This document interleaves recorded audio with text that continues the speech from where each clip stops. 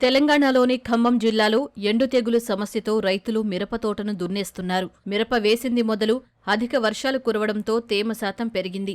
మొక్కకు పోషకాలు సరిగా అందక ఎదుగుదల లోపించింది. దీనికి తోడు వేరుకుళ్ళు తెగులు వ్యాపించడంతో మొక్కలన్నీ ఎండిపోవడం మొదలుపెట్టాయని, చేసేది లేక తోటలు దున్నేస్తున్నామంటూ రైతులు వాపోతున్నారు.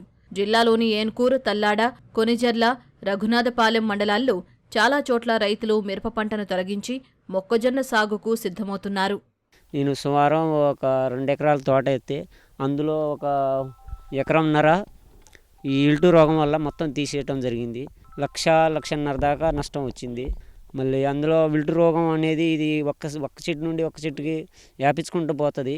కౌలు రైతుని సార్, కౌలే 45,000.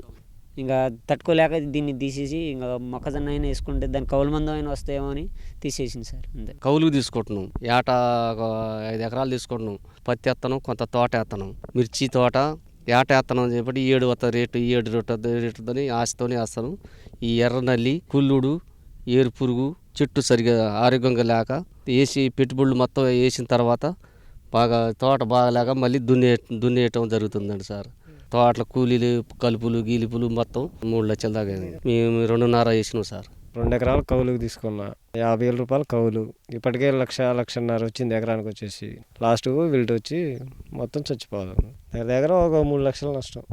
ఖమ్మం జిల్లాలో గత ఏడాది 70,000 ఎకరాల్లో మిరప సాగు చేయగా ఈ ఏడాది 31,000కు పరిమితమైంది. కొత్తగూడెం జిల్లాలో 10,000 ఎకరాల్లో సాగు చేయగా ఈ ఏడాది 5,000 ఎకరాల్లో పండిస్తున్నారు. తగ్గిన విస్తీర్ణానికి తోడు తెగుళ్ల దాడితో పెట్టుబడులు కూడా వచ్చే పరిస్థితి లేదంటూ రైతులు ఆందోళన వ్యక్తం చేస్తున్నారు.